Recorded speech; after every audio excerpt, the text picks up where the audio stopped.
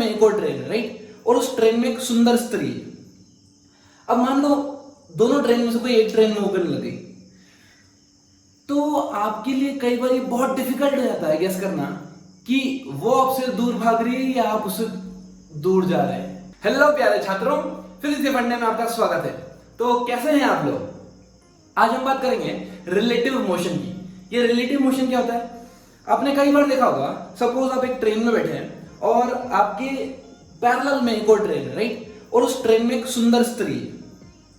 अब मान लो दोनों ट्रेन में से कोई एक ट्रेन में होकर लग गई, तो आपके लिए कई बार ये बहुत डिफिकल्ट हो जाता है गेस करना कि वो आपसे दूर भाग रही है या आप उससे दूर जा रहे हैं। तो आप क्या करते हैं? आप ऑपोजिट डायरेक्शन में देखते हैं, या तो स्टेशन की तरफ देखते हैं, ग्राउंड की तरफ देखते हैं, और फिर गेस करते हैं कि हाँ हमारी ट्रेन चल रही है या उनकी ट्रेन चल रही है। So what we are doing, we are finding the position with respect to something, correct? अगर मान लो कि मेरे रेस्पेक्ट से किसी पार्टिकल की पोजीशन चेंज हो रही है, तो मैं क्या बोलूंगा? वो पार्टिकल मोशन में। क्लियर? तो आपको एक बात इंपॉर्टेंट ध्यान रखना है यहाँ पे कि पोजीशन, वेलोसिटी और acceleration it depends on frame. Position, velocity and acceleration depends on frame. तो ये फ्रेम पर डिपेंड करती है। अच्छा, अब एक कैसे और लेते हैं। मान लो कि आप कार के अंदर बैठे हैं और कार में आपने एक बॉल को ड्रॉप कर दिया ऐसे, राइट? तो आपको क्या लगेगा कि कार बॉल ड्रॉप हो रही है स्ट्रेट लाइन में। क्लियर? बॉल जा रही है सीधे लाइन में। अब मान लीजिए कार मूव कर रही है कांस्टेंट स्पीड से, कार कहीं जा रही है आगे। अभी आप कार के अंदर बैठे हैं और कार जा रही है आगे, फिर हमने बॉल ड्रॉप किया, आपके रेस्पेक्ट से आपने ड्रॉप किया है, राइट? आपके रेस्पेक्ट से आपने क्या किया? बॉल को ड्रॉप करना है, तो बॉल चली गई नीचे। लेकिन अगर मैं ग्राउंड पे खड़े होकर देखूंगा तो ऐसा लगेगा कि आपने ड्रॉप यहां किया था और वो बॉल जब ग्राउंड पे पहुंची तो वहां पहुंच गई। तो उसका जो मोशन है वो पैराबोलिक मोशन हो गया, या कोई और बात मान लीजिए आप डिग्री, हालांकि वो पैराबोलिक मोशन होता है। सो फिर वही बात कि आपने रेफरेंस बदल दिया तो आपका मोशन बदल गया, correct? Displacement, velocity, acceleration depends on frame. हम यहां पे देखेंगे सबसे पहला पॉइंट, रिलेटिव वेलोसिटी। अब देखिए, आपने डिस्प्लेसमेंट वेक्टर पढ़ा होगा, ठीक है? मैं वहां से शुरुआत करता हूं। मान लीजिए कि एक ओरिजिन है, x axis, y axis, right? यहां पे एक पार्टिकल है, पार्टिकल ए, उसके पोजीशन कोऑर्डिनेट्स हैं x, y, वेक्टर मान लिया मैंने r1 vector. Clear? Second particle में यहां मान लेता हूं, इधर इस पॉइंट पे पार्टिकल b, जिसके पोजीशन वेक्टर है r2 वेक्टर। क्लियर? ना एक ऐसे लाइन खींच दो ये, राइट? अब मैं क्या कर रहा हूं? ए पे खड़ा हूं। मैं कहां खड़ा हूं? ए पे, और मैं किसको लिख रहा हूं? बी पे। सो मैं इसको लिखता हूं, this is the position of B with respect to A, this what is R B A. जब भी आपको लिखा है ऐसा टर्म जो पहले लिखी हो और बाद में लिखी हो, तो ये बाद में हमेशा ऑब्जर्वर होता है, राइट? अगर मैं 1 2 लिखता तो 2 ऑब्जर्वर रहेगा। So this is the position of B with respect to A. और देखिए एरो बना रखा है हमने, किसके रिस्पेक्ट से? ए के रिस्पेक्ट से बी की पोजीशन, राइट? ए के रिस्पेक्ट से बी की पोजीशन। ना अगर मैं वेक्टर फॉर्मेट में लिखूं उसको, सो ट्रायंगल का वेक्टर एडिशन लगा सकता हूं, this vector plus this vector equal to this vector. Clear? क्या हो जाएगा? r1 vector plus rbA vector equal to r2 vector. ठीक है? और इसी करने के लिए काम करता हूं, मैं इसको b बोल देता हूं, ये rb है, ये r है, right? This is ra and this will be rb। Clear? अच्छा, मैं क्या ऐसे लिख सकता हूं उसको, RBA is equals to RB minus RA. Position of B with respect to A is equal to position of B minus position of A. अब आप एक यहाँ पे क्वेश्चन पूछ सकते हैं, ये position of B with respect to A, correct? ये वाली position of B with respect to A, ये क्या है? Position of B. Basically this is the position of B with respect to ground. जब भी आपको कोई इंफॉर्मेशन गिवन ना हो, इसका मतलब आप समझ जाना कि विद रिस्पेक्ट टू ओरिजिन या विद रिस्पेक्ट टू ग्राउंड है। क्लियर? यहां पे हम ऐसे भी लिख सकते हैं इसको RBO, तो ये हो जाएगा position of B with respect to origin. But कुछ मत लिखिए, जब ओरिजिन और ग्राउंड के रेस्पेक्ट से दिया हो तो हम डायरेक्ट वैल्यू पुट कर देते हैं, ठीक है। अब एक काम करता हूं, मैं मान लेता हूं कि ये जो पार्टिकल्स हैं ये अलग अलग वेलोसिटी से मूव कर रहे होंगे। ये मान लिया ये v1 वेलोसिटी से इधर मूव कर रहा है और इसको रैंडम लेता हूं, ये v2 वेलोसिटी से इधर मूव कर रहा है, vv, right, va vv। these are the velocities of the particle in different directions, right? So if you want to find a relative velocity, right, इसको this is relative position, अगर मैं इसको differentiate करूंगा तो क्या आएगा, relative velocity। सो अगर मैं इसको डिफरेंशिएट करता हूं, dr upon dt equals to, इसको डिफरेंशिएट करने में आएगा dy dt of rb minus d by dt of r, right, position of b with respect to ground, already position of b, इसको डिफरेंशिएट करेंगे तो क्या आएगा, basically rate of change of b, rate of change of b is nothing is vb, जिस rate से मेरा b की position change होगी वो है वेलोसिटी v की, तो इसको मैं लिख सकता हूं vb, right, minus rate of change of position of a, that is va, this is rate of change of relative position, तो मैं इसको लिखता हूं relative velocity vba। So I can write relative velocity of b with respect to a is nothing, it is relative, it is velocity of b minus velocity of a, velocity of b with respect to a equal to velocity of b minus velocity of a। Similarly अगर मैं आपसे पूछता कि भाई velocity of a with respect to b बताओ, तो क्या होता है velocity of a minus velocity of b, ये चीज क्लियर है, ठीक है। चलिए अब एक्सेलरेशन बताइए, अगर मैं आपसे पूछूं कि एक्सेलरेशन बताओ भाई, acceleration of b with respect to a बताओ, क्या हो जाएगा, acceleration of b minus acceleration of a, this is the relative acceleration. क्या आपको रिलेटिव वेलोसिटी का कांसेप्ट पर समझ में आ गया? कुछ नहीं करना है आपको, ग्राउंड के रेस्पेक्ट से अगर पता हो तो आप एक दूसरे के रेस्पेक्ट से निकाल सकते हो, ठीक है। यहां पे एक पॉइंट और इंपॉर्टेंट नोट कर सकते हो, मैंने आपको काइनेमेटिक्स में पढ़ा है कि you can use equations of motion in 4 different formats, right, उसमें से ये वाला फॉर्मेट भी था, याद हो तो अगर आपका रिलेटिव एक्सेलरेशन कांस्टेंट हो तब आप 3 इक्वेशंस ऑफ मोशन यूज कर सकते हैं, ठीक है। चलिए आगे देखते हैं। तो आइए दोस्तों अब हम समझते हैं रिलेटिव मोशन इन 1 डायमेंशन। यहां पे क्या हो रहा है, हम लेते हैं एक ट्री है जो हम मान के चलते हैं कि ये रेस्ट पे, right, velocity of the tree is 0।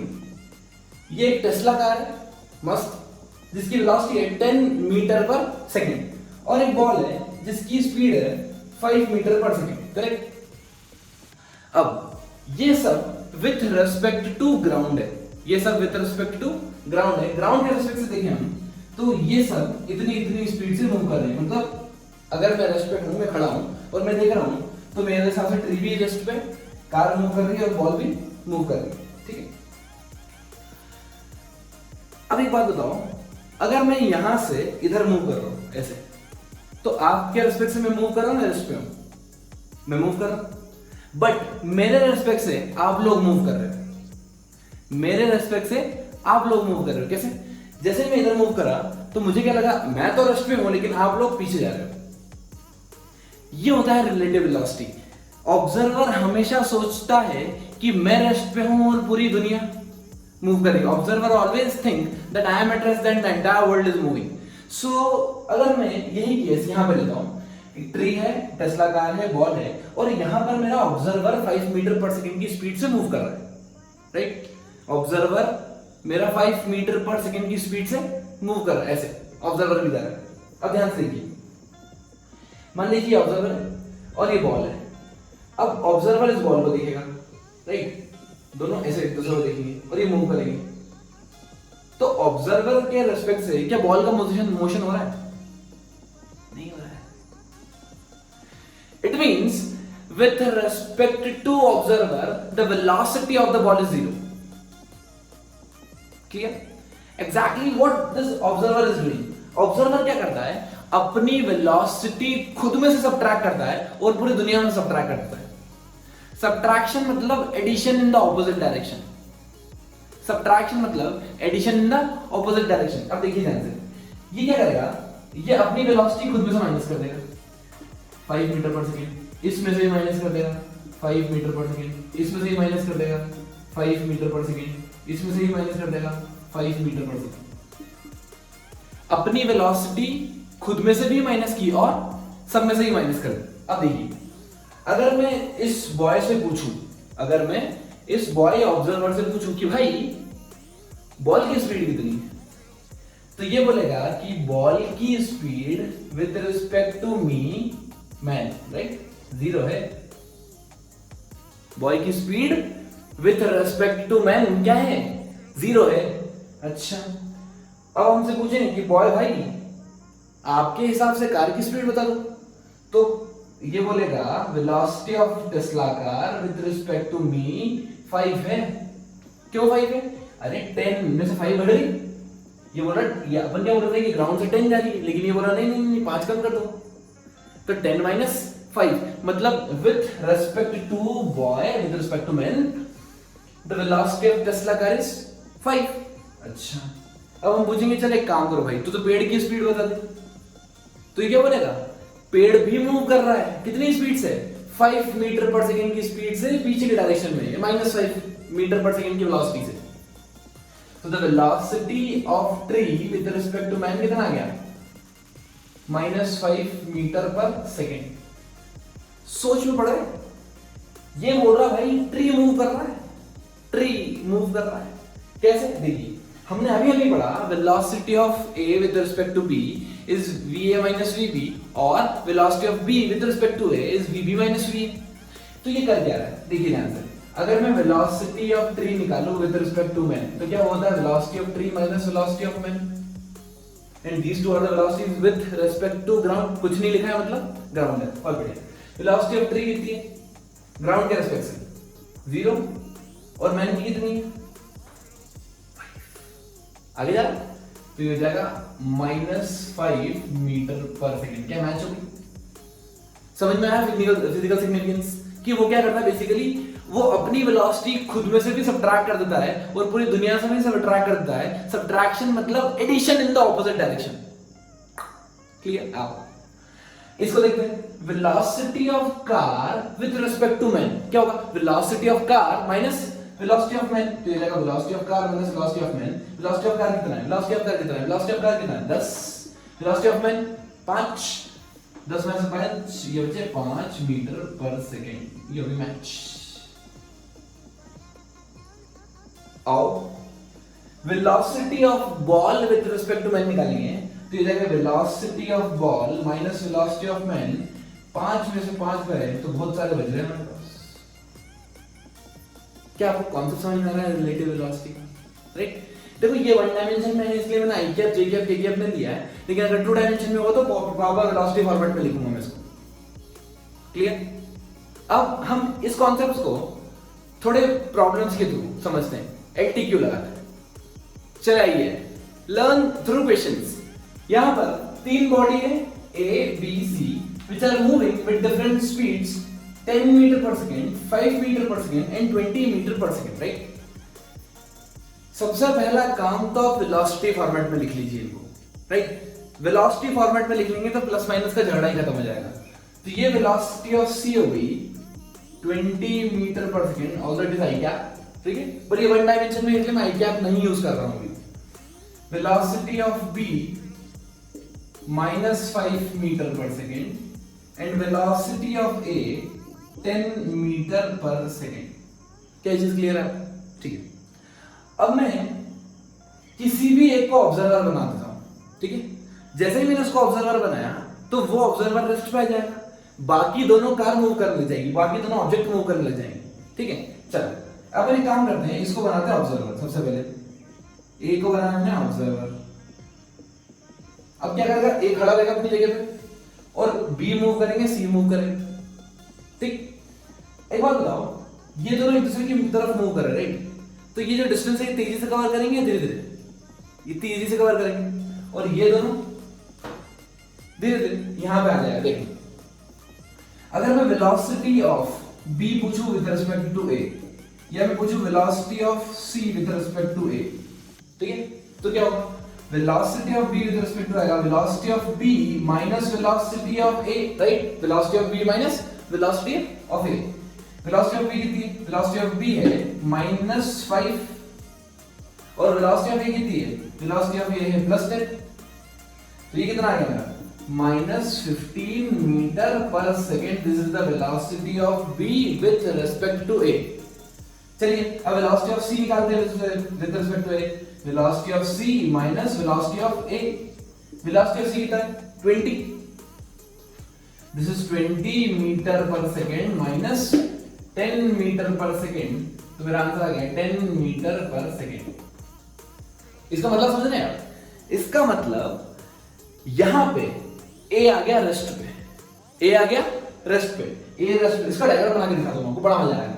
अगर इसको मैंने डायग्राम बनाया तो ये a है, a बोलता भाई मैं तो रेस्ट पे हूं, मैं नहीं चल रहा। ये चल रहा है कितने की स्पीड से चल रहा है? ये चल रहा है with the speed of 15 metre per second, right? मतलब मैं कहीं नहीं जा रहा, ये b मेरे तरफ आ रहा है 5 की स्पीड से नहीं 15 की स्पीड से आ रहा है, काफी तेजी से आ रहा है। इन दोनों की स्पीड ऐड हो गई, करेक्ट? तो ये क्या बोलेगा? a बोलेगा कि b मेरी तरफ आ रहा है कितनी की स्पीड से? 15 मीटर पर सेकंड की स्पीड से और -15 मीटर पर सेकंड की वेलोसिटी से। अच्छा, अब ये तो b की बात हुई। c क्या बोलेगा कि ये जो c है ये मुझसे दूर जा रहा है कितने की स्पीड से? 10 मीटर पर सेकंड की स्पीड से। Although actually with respect to ground it is moving with the speed of 20 metre per second, but observer क्या बोलेगा? मैं यहां खड़ा हूं और जो c है वो मूव कर रहा है कितनी स्पीड से? 10 मीटर पर सेकंड। क्या आपको ये चीज क्लियर है? एक बार b को ऑब्जर्वर बना के देखते हैं। जैसे ही मैंने b को ऑब्जर्वर बनाया, velocity of a with respect to b निकालूंगा मैं। तो क्या है? Velocity of a minus velocity of b, velocity of a minus velocity of b, right? Direct लिख रहा हूं माइनस वेलोसिटी ऑफ b। तो ये कितना हो गया? This is 15 metre per second, correct? अब मैं निकालूंगा velocity of c with respect to b। Velocity of c with respect to b तो ये velocity of c minus velocity of b। तो वेलोसिटी ऑफ c आ गई 20 minus -5, that is 25 metre per second. Clear? अच्छा, इसका मतलब अगर मैं डायग्राम बनाऊं उसको, ठीक है, यहां पर डायग्राम बनाता हूं। जैसे मैं इसका डायग्राम बनाऊंगा तो ये बोलेगा कि मैं तो रेस्ट पे हूं, b का पे रेस्ट पे है। c कितनी स्पीड से मूव कर रहा है? c मूव कर रहा है 25 की स्पीड से। c भाग रहा है दूर कितने की स्पीड से? 25 मीटर पर सेकंड की स्पीड से। किसके रिस्पेक्ट में? b के रिस्पेक्ट में। अच्छा, a के लिए क्या बोलेगा वो कि a मूव कर रहा है कितनी स्पीड से? 15 मीटर पर सेकंड की स्पीड से मेरे पास आ रहा है। a 15 से पास आ रहा है और b 25 से दूर जा रहा है, राइट? ये कॉन्सेप्ट हम अप्लाई करके बहुत सारी प्रॉब्लम्स को इजी बना देंगे। कैसे? जब दो पार्टिकल एक साथ मूव करने लग जाते हैं तब इक्वेशन लगाना काफी डिफिकल्ट हो जाती है, लेकिन जैसे ही हम उसको रिलेटिव टर्म्स में लेके आते हैं वो प्रॉब्लम बेहद आसान बन जाती है, राइट? देखते हैं कुछ क्वेश्चन इसके ऊपर। तो चलिए एक प्रॉब्लम देखते हैं। यहां पर हमें दो ट्रेन गिवन है, एक की लेंथ 100 मीटर है, दूसरे की लेंथ 50 मीटर है, राइट? और दोनों पैरेलल ट्रैक्स पे चल रही है। एक की स्पीड 15 मीटर पर सेकंड इधर है और एक की स्पीड 10 मीटर पर सेकंड इस डायरेक्शन में। What they are asking? Find the time of meeting and find the time of crossing. Clear? चलिए, अब आपको पता है कि ये 100% कहीं ना कहीं बीच में आके मिलेगी। इसकी स्पीड ज्यादा है, इसकी कम है, सेंटर पे नहीं मिलेगी, थोड़ी सी राइट में मिलेगी कहीं पे, यहां पे। ठीक है, चलिए इस प्रॉब्लम को इजी कैसे बनाना है? मैं मान लेता हूं कि ये A है, ये B है, ठीक है? किसी भी एक को ऑब्जर्वर मान लो। जैसे ही मैं उसको ऑब्जर्वर मानूंगा वो अपने आप को क्या समझेगा कि मैं रेस्ट पे हूं और A ट्रेन मूव कर रही है। अगर मैंने B को ऑब्जर्वर माना तो वो क्या सोचेगा कि B तो रेस्ट पे है और A मूव कर रही है। चलो मैं B को ऑब्जर्वर मान लेता हूं। So first of all, what is the velocity of B? Velocity of B is -10, and what is the velocity of A? Velocity of A is 15, right? So what is the velocity of A with respect to B? So velocity of A with respect to B will be velocity of A minus velocity of B, that is 15 minus 10, 25 meter per second, right? So if I draw it here, and this train will be here, length 150, train in, right? 25 metre per second and this at rest 200 metre, दोनों के बीच की separation कितनी है 200 metre. चलिए अब question लगा, problem काफी आसान हो गई। कैसे आसान हो गई? ये चल रही है 25 मीटर पर सेकेंड की स्पीड से और ये रेस्ट पे। मीट करना है मतलब करना क्या है? मीट करना है मतलब हमें यहां से यहां चलना है बस। इस ट्रेन को कितना मीट करना है मतलब दोनों की फेस टच हो जाना चाहिए, राइट? तो मीट करना है मतलब दोनों की फेस टच होना चाहिए, मतलब इसको कितना डिस्टेंस ट्रैवल करना पड़ेगा 200। और कितनी स्पीड है 25 के टाइम निकाल सकता है? बिल्कुल निकाल सकता है। कैसे? Time is equals to distance divided by speed. Distance divided by speed, this comes out to be 8 seconds. Clear? अब टाइम ऑफ क्रॉसिंग पूछा। टाइम ऑफ क्रॉसिंग में देखिए क्रॉस कैसे करते हैं। जैसे मान लीजिए ये दो ट्रेन है, ये टच हो रहे हैं तो ये मीट हो गए। क्रॉस करने के लिए मुझे इसको पूरा कवर करके यहां तक आना पड़ेगा, राइट? मतलब जब तक दोनों के बैक टच ना हो जाए उसको क्रॉसिंग बोलते हैं, ठीक है? तो क्रॉसिंग में टोटल डिस्टेंस कितनी कवर करनी है? क्रॉसिंग के लिए हमें टोटल डिस्टेंस कवर करनी है। फर्स्ट ऑफ ऑल इसको 200 मीटर चलना है प्लस 50 मीटर चलना है क्योंकि इस ट्रेन को भी कवर करना है, प्लस इस पूरी ट्रेन को क्रॉस करना है। तो यहां पे जो डिस्टेंस है इसकी 100 मीटर जिसकी लेंथ है इतना चलना है। समझ में आया? दोनों के बीच की सेपरेशन प्लस फर्स्ट ट्रेन को क्रॉस किया प्लस खुद को अपने आप को क्रॉस किया पूरा, तब जाके टोटल डिस्टेंस या टोटल टाइम आएगा हमारा क्रॉसिंग का, ठीक है? चलिए तो टोटल डिस्टेंस यहां पे कितना हो गया? It is 350, right? 300 प्लस 50 और स्पीड कितनी? स्पीड 25 है, ठीक है? कितना आ गया? 12 14 सेकेंड्स, राइट? 14 सेकेंड्स में ये इसको क्रॉस कर जाएगा पूरा। क्या चीज आपको क्लियर? आइए अब अगर मैं देखूं कि 8 सेकेंड्स में इनकी पोजीशन क्या होगी, राइट? ये मेरा आंसर आ चुका है, राइट? रिलेटिव से। लेकिन मैं चेक कर रहा हूं, वेरीफाई कर रहा हूं मेरा आंसर सही आया या नहीं आया। कैसे वेरीफाई करेंगे? मैं टाइम ऑफ मीटिंग निकाल देता हूं। टाइम ऑफ मीटिंग कितना है? 8 सेकेंड्स, राइट? 8 सेकेंड्स में ये 10 की स्पीड से कितना डिस्टेंस कवर करेगा? Speed equals to distance by time, right? So distance equals to speed into time. Speed into time करेंगे तो क्या ये 80 मीटर चल जाएगा। ट्रेन भी कितना कवर कर देगी? 80 मीटर से। टचिंग का टाइम बता रहा हूं, टच करना। अच्छा इसकी स्पीड कितनी है? 15। ये कितनी देर के लिए चलेगा? 8, ठीक है? 15 इंटू 8 120। इसका मतलब यहां से यहां तक 120 मीटर ये चलेगा, ठीक है? और ये यहां पे आके मीट कर जाएंगे इस पॉइंट पे। अब देखिए दोनों का सम 120 प्लस 80 ये 200 है, करेक्ट? सो प्रॉब्लम्स को हम आसान बना देंगे रिलेटिव वेलोसिटी रिलेटिव स्पीड की टर्म्स में, ठीक है? जब भी दो पार्टिकल मिले या चले तो हमेशा रिलेटिव यूज करना, आपकी प्रॉब्लम्स काफी आसान हो जाएगी। आप एक को रेस्ट में मानोगे, आपको सिर्फ एक ही का मोशन कंसीडर करना पड़ेगा, राइट? अब अगर ये एक्सेलरेटेड भी होते तब भी हम रिलेटिव एक्सेलरेशन निकाल सकते थे, और अगर रिलेटिव एक्सेलरेशन कांस्टेंट आता तो हम इक्वेशंस ऑफ मोशन लगा सकते थे। तो आइए देखते हैं हमारे एलटीक्यूज। यहां पे गिवन है plank is moving with speed v1। जब भी कुछ गिवन नहीं हो इसका मतलब वो ग्राउंड के रेस्पेक्ट से स्पीड गिवन है, ठीक? चलिए ब्लॉक उसके ऊपर मूव कर रहा है v2 स्पीड से, ऐसे मूव कर रहा है ब्लॉक का। Find the velocity of b block with respect to ground if v2 is the velocity of b with respect to plank। ये जो v2 है ये with respect to plank है। इसका मतलब अगर मैं plank के ऊपर खड़े होकर देखूंगा तो मुझे b ब्लॉक v2 स्पीड से मूव करता हुआ दिखेगा, ठीक है? v2 से आगे हो रहा है और प्लैंक खुद मूव कर रहा है, ठीक है? प्लैंक के ऊपर ब्लॉक मूव कर रहा है और प्लैंक खुद भी मूव कर रहा है, दोनों मूव कर रहे हैं। चलिए so you know that velocity of block with respect to Planck. Velocity of block with respect to Planck given है v2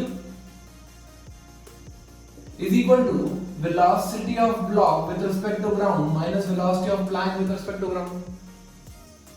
Velocity of block with respect to Planck is equal to velocity of block minus velocity of Planck. Now what is the velocity of block? Velocity of block is, we have to find. And what is the velocity of Planck? v1. What is the velocity of block with respect to Planck? v2.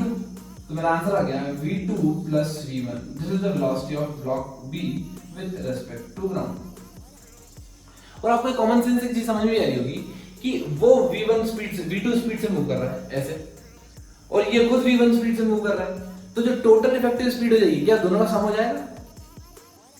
Correct. चलिए देखो अच्छा question है. A person walks on a stationary escalator in t1 second. If he remains stationary on escalator, it takes t2 time. The length of the escalator is L. ठीक है. क्या निकालना है हमको? हमको निकालना है speed of man with respect to escalator.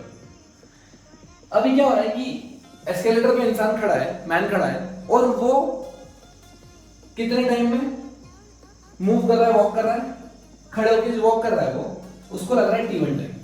Right. तो मैं निकालूंगा velocity of man with respect to escalator. कितना है गिवन है? t1. t1 टाइम में हमें t1 सेकंड्स लग रहे हैं इसको. ठीक है.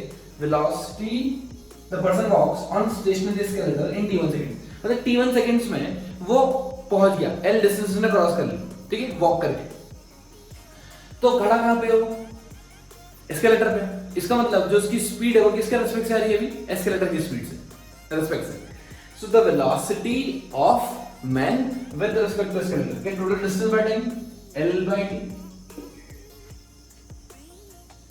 मैन वॉक कर रहा है, कहां खड़ा है? एस्केलेटर पे. ठीक है. चलिए second answer. Speed of escalator. अब उस जब मैन स्टेशनरी है, सेकंड केस में क्या गिवन है? ही रिमेन्स स्टेशनरी, मतलब मैन खड़ा हो गया. ठीक है.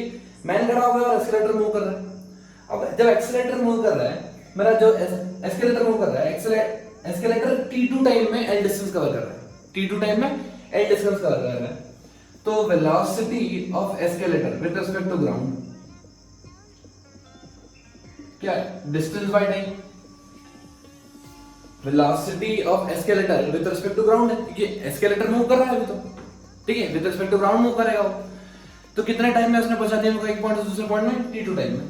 ठीक है. चलिए अब वो पूछ रहे हैं how much time it would take to walk on moving escalator. मतलब अब वो एस्केलेटर मूव भी कर रहा है और मैन वॉक भी कर रहा है.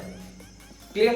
चलिए सबसे पहले अगर मुझे टाइम निकालना है तो मुझे वेलोसिटी निकालनी पड़ेगी. Velocity of man, that what is the net velocity of man with respect to the moving escalator, और I can say with respect to the ground, more precisely with respect to ground, क्योंकि ground वाला आदमी बताएगा कि कितनी देर में आदमी एक पॉइंट से दूसरे पॉइंट पे पहुंच जाएगा. करेक्ट.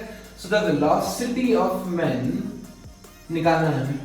ठीक है. अगर वेलोसिटी ऑफ मैन आ गया विद रिस्पेक्ट टू ग्राउंड आ गया तो हम इजीली कैलकुलेट कर लेंगे कितना टाइम लगेगा. Speed equals to distance by time लगा के. You know that velocity of man with respect to escalator equals to velocity of man minus velocity of escalator, right?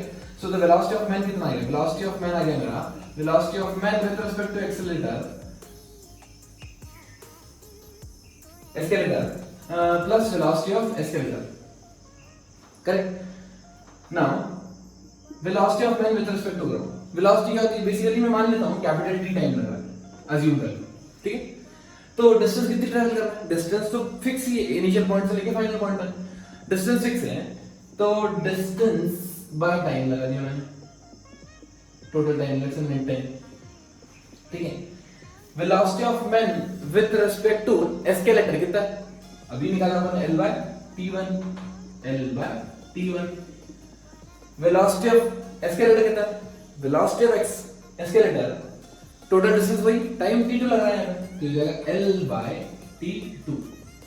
ये अगर मैं इसका एलसीएम लूंगा तो मेरा आ जाएगा net time is equals to T1 T2 divided by T1 plus T2। इसका मतलब आप मूविंग एस्केलेटर पे वॉक करोगे तो आपको इतने टाइम में आप अपने डेस्टिनेशन पे या ऑपोजिट टाइम पे पहुंच जाओगे। क्या चीज क्लियर है आपको? तो आइए एक और प्रॉब्लम देखते हैं। An elevator is moving with an upward acceleration a. A coin is dropped from the roof of elevator with respect to ground. At what time the coin will strike the ground? ठीक है, ये problem जितना complicated दिख रहा है relative motion की help से ये बहुत इजी हो जाने वाला है, राइट? क्या बोला हमने कि एलिवेटर ऊपर मूव कर रहा है, एलिवेटर एक्सेलरेट कर रहा है, राइट? एलिवेटर एक्सेलरेट कर रहा है मतलब हर पॉइंट पे उसकी वेलोसिटी क्या हो रही? चेंज। अब मैंने क्या किया, इस कॉइन को यहां से रूफ से ड्रॉप कर दिया ऐसे, ठीक है? कॉइन को मैंने कर दिया ड्रॉप। जैसे मैंने कॉइन को ड्रॉप किया तो वो बोल रहे हैं कि कितनी देर बाद ये कॉइन नीचे बेस को स्ट्राइक कर जाएगा, ठीक है? देखो अगर मैं इसका नॉर्मल डायग्राम बनाता हूं तो मान लीजिए एक्सेलरेट कर रहा है तो किसी पॉइंट पे इसके कुछ वेलोसिटी होगी, तो ये जो लिफ्ट है ये ऊपर चली जाएगी थोड़ी सी ऐसे, राइट? अब जैसे मैंने इसको कॉइन को ड्रॉप किया तो कॉइन को ड्रॉप किया या मैंने कॉइन को थ्रो किया? कॉइन को थ्रो किया, गुड। बेसिकली कॉइन को मैंने ऊपर की तरफ थ्रो किया ऐसे, राइट? क्योंकि मैं ऑलरेडी अंदर बैठ के देख रहा हूं उसको। जब भी वो एक्सेलरेट करेगा तो उसकी वेलोसिटी, मेरे को पता है वेलोसिटी ट्रांसफर हो जाती है लेकिन एक्सेलरेशन ट्रांसफर नहीं होता, राइट? इसका मतलब ये कॉइन एक्चुअली में ऐसा पाथ ट्रेवल करेगा, थोड़ा ऊपर जाएगा और फिर वापस नीचे आएगा जब तक ये ऊपर जाता रहेगा। ये लिफ्ट कंटिन्यूअसली, ये जो एलिवेटर है ये कंटिन्यूअसली ऊपर जा रहा है, क्लियर? अब इसको कॉम्प्लिकेटेड नहीं बनाएंगे, इसको बनाएंगे हम आसान। कैसे बनाएंगे? देखिए, हमें पता है कि एक्सेलरेशन ऑफ द कॉइन, जैसे मैंने उसको ड्रॉप किया तो मैंने आपको एक चीज बताई, एक्सेलरेशन ट्रांसफर नहीं होता। अगर एक्सेलरेशन कॉइन, ये क्या फ्री फॉल हो रहा है कॉइन का? अगर कॉइन का फ्री फॉल हो रहा है तो जो एक्सेलरेशन है वो एक्सेलरेशन ड्यू टू ग्रेविटी है। सो मैं इसको ऐसे लिख दूं, दिस इज माइनस जी। बोलिए, acceleration due to gravity minus G नीचे की तरफ। अच्छा, अगर मैं एक्सेलरेशन एलिवेटर का पूछूं तो एलिवेटर का तो गिवन ही है, प्लस ए, ऊपर जा रहा elevator. Okay, if I ask what is the acceleration of coin with respect to elevator, acceleration of coin निकालते हैं विद रिस्पेक्ट टू एलिवेटर, तो कितना आ जाएगा ये? Minus G minus A. This is the acceleration of coin with respect to A. ये भी constant है, ये भी कांस्टेंट है। अगर एक्सेलरेशन कांस्टेंट है, can I use three equations of motion?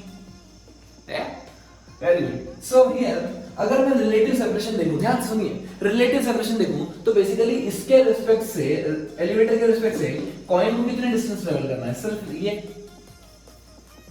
Coin को कितना डिस्प्लेसमेंट ट्रैवल करना है, इसको मैं ओरिजिन मान लिया। अगर मैं इसके रिस्पेक्ट से देखूं, ऑल्दो ये ऊपर जाएगा फिर घूम के नीचे आएगा, ठीक है, लेकिन मैं ये केस नहीं ले रहा हूं, मैं तो ये कर रहा हूं इसके रिस्पेक्ट से, एलिवेटर के रिस्पेक्ट से। तो कॉइन को सिर्फ ड्रॉप करना है, कॉइन जाएगा नीचे, तो ये ओरिजिन है, तो कॉइन का डिस्प्लेसमेंट नेगेटिव होगा, कितना होगा? Minus H, correct? Okay, so the relative displacement of coin is equals to minus H, right? Initial velocity कितनी है? रिलेटिव जीरो है, क्यों? क्योंकि ये रेस्ट पे, तुमने बोला था इनिशियली रेस्ट पे, so initially relative velocity zero होगी।